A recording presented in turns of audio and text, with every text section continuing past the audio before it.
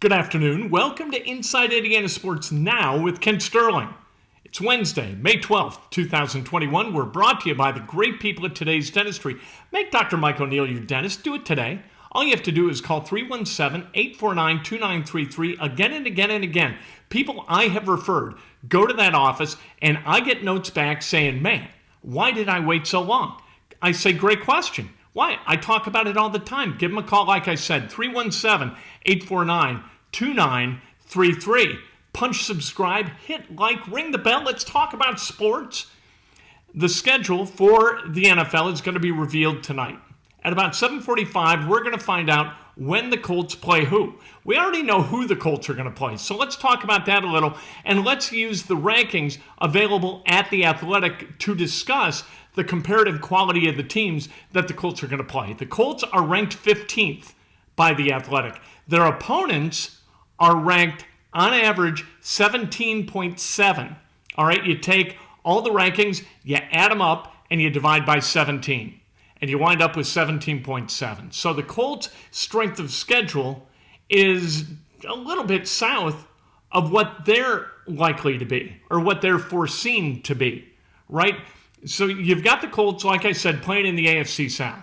And this really helps because the Houston Texans are projected to be the worst team in the NFL, ranked 32nd. The Jacksonville Jaguars, 28th. The Tennessee Titans, 20th. So there's not really a home run hitter that the Colts are going to have to play home and home. That's 6 games against what are foreseen to be right now inferior teams. Then you talk about who they got to play outside the AFC South, and it does get a little bit screwy. You've got Tampa Bay. They're ranked number 1. You've got the Buffalo Bills, ranked number 2, and that game's at Buffalo. You've got the Baltimore Ravens, ranked 5th. You've got the LA Rams. They're ranked 6th. San Francisco 49ers, ranked 7th. I think that that's out of whack. I don't see the 49ers as being the 7th best team in the National Football League. Not at all. Not with that coach. The 8th best team is foreseen to be the Seattle Seahawks. Colts play them too. On the other side of the coin, you've got New England at home here at Lucas Oil Stadium, 21. You've got the New York Jets, who are projected to be the 30th best team or the 3rd worst team in the NFL. You got Vegas, 26th. So you've in Arizona on the road, if that winds up being a Christmas Day game, they are foreseen or projected to be 22nd. So the Colts really, if you look at where they are at 15, okay, you win all 6 of your AFC South teams or games. And I know this is ridiculous. I know that this is not the way that the NFL plays, that the 32nd best team on any given Sunday can beat who's seen to be the top-ranked team in the NFL. That's the way it works. So projecting a record is kind of folly, but we do it anyway. They play all 6 games against inferior teams within their division. Then you've got New England, the Jets, and Vegas. Here. You got to win all 3 of those games, right? That's 9 wins already. Then you've got Arizona, and then you kind of run out of gas. All right? So you've got 10-7 if all the seeds hold. If you don't beat Buffalo, San Francisco, the Rams, the Seahawks, Tampa Bay, and on, those really good teams that the Colts have to play. Let's break it down into quads. How about we do that? In quad 1, that's 1 through 8, ranked 1 through 8, the Colts have got 6 games. They play 6 of the top 8 teams in the NFL. Quad 4, the worst teams, ranked 25th through 32nd, they play 6 of those. Teams in Quad 2, from 9th to 16th, they play 1 of those, and then they play 4 ranked between 17th and 24th.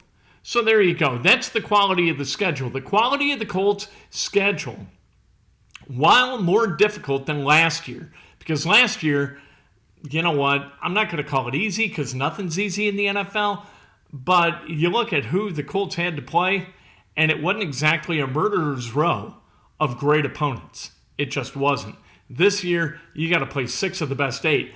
And that, I think, is going to help when they get to the postseason, assuming that they get to the postseason. What do we think is going to happen at left tackle? Eric Fisher. I think he plays in Week 7. Week 7, if it's a bye week, and I think it is, maybe they'll hold him out until the 8th. They'll get him going when he's ready, but the expectation on West 56th Street is 6 weeks. You're going to have to see how Sam Tevi does. And if not Sam Tevi, if he doesn't show himself to be capable of being out on that island all by himself, you're going to have to slide Quentin Nelson out because there's no fix for that problem. Last year, they shoved Quentin out for a few snaps because we know what we had at that point. You got Chaz Green and you got LaRaven Clark. Well, this year it's Julian Davenport and it's Sam Tevi. So, not same difference. That they've lifted from the bottom a little bit, which is something that Chris Ballard's really good at. Let's talk about wide receiver. And yesterday I talked about why trading for Julio Jones is a really, really bad idea. And I got a comment, which was pretty well informed actually, that said, hey, wait a minute. I get it. He's over 30. He's actually 32. But he's not a running back. Running backs, so that's the position where you've really got to be wary about that drop-off after the age of 30.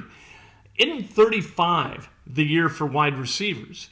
You know what? Sometimes it is. You look at guys like Steve Smith and Tim Brown. They played a really good season. Their last 1,000-yard season came at age 35.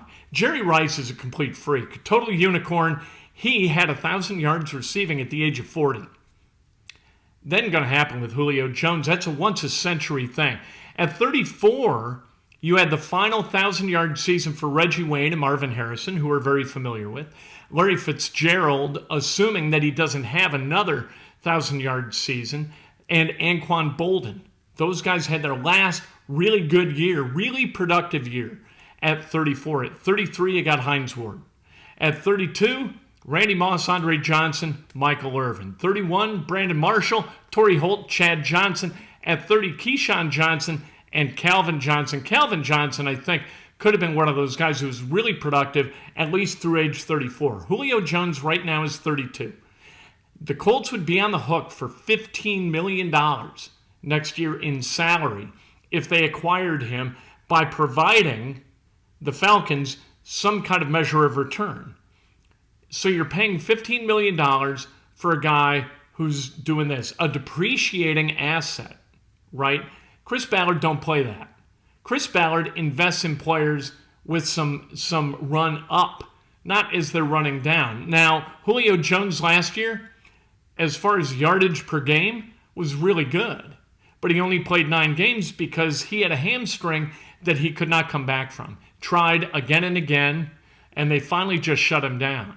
There is no way that Chris Ballard says, this is a good idea. I've got an idea, boys. Yep, we're going for Julio Jones. We're going to give up some draft equity in order to get him. You might get one good year out of Julio Jones. Maybe you luck into a second, also under contract at $11 million. However, if that hamstring just won't heal right, you got a bucket of bolts that you're paying Rolls-Royce money for.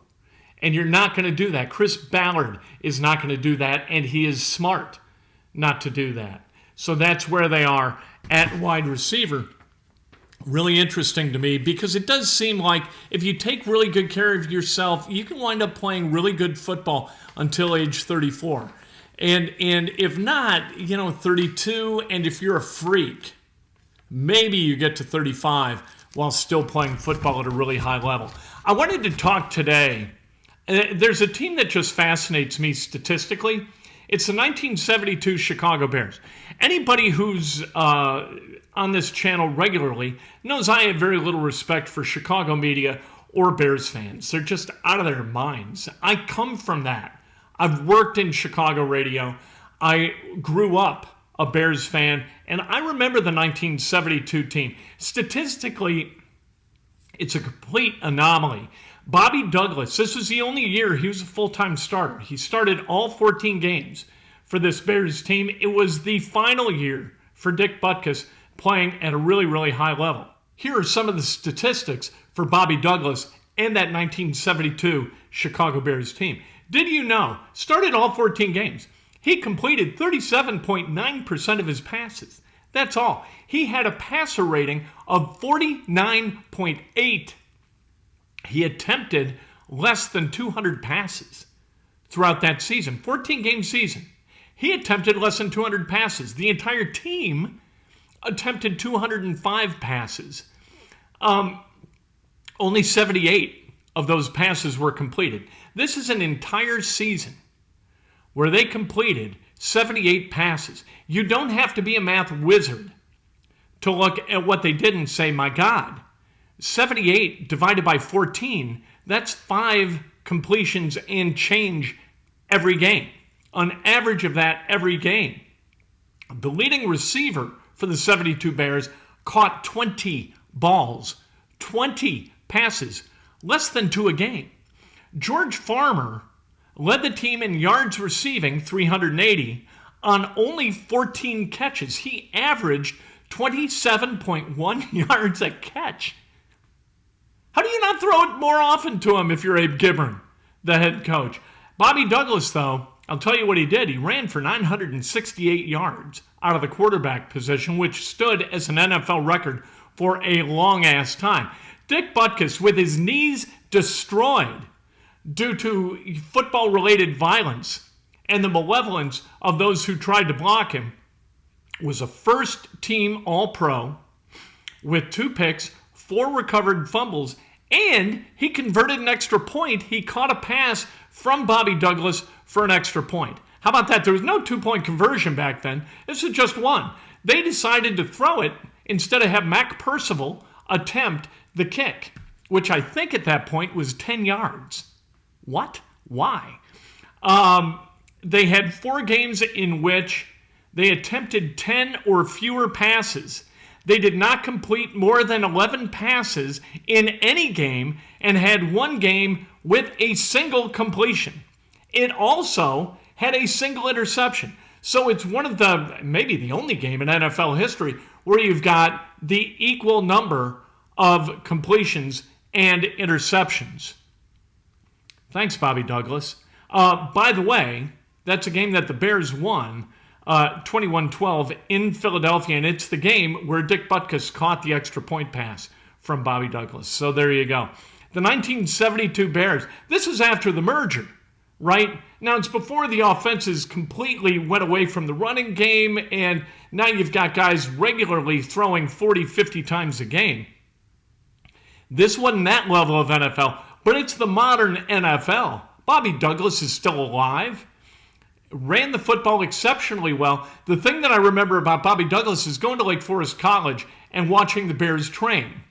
And Bobby Douglas, left-handed, would throw the ball. If it was a 5-yard pass, if it was a 50-yard pass, the ball was traveling with the same velocity. He never took anything off. Hey, I think he almost broke George Farmer's hands that season throwing passes to him, and that would explain the paucity of completions for the 1972 Chicago Bears. They wound up 4-9-1 and had the best linebacker in the game playing defense, raising all kinds of hell, stomping all over the field like a wild, rampaging beast. And they had a quarterback who was absolutely, as a thrower, well, I don't need to throw any kind of adjectives toward him. He completed 37.9% of his passes, didn't complete more than 11 in any single game, and had a passer rating of 49.8. How's that possible? Like, George Halas, whatever was left of his hair must have been on fire as he watched these games, for God's sake. Only a few years after he stopped coaching. No wonder he put Abe Gibron out there to coach that team. 72 Bears, unlike really any team since the merger, just a hilarious group, at least on paper. At least look at the numbers. It's going to make you laugh. Tomorrow morning, Breakfast with Kent, we'll talk about the schedule. We'll tell you what the record's going to be. I have an uncanny knack for telling you in advance, predicting Kreskin-like what the record for the Indianapolis Colts will be. I'll do it tomorrow morning. Facebook Live, straight up 6 o'clock, and then immediately thereafter on YouTube.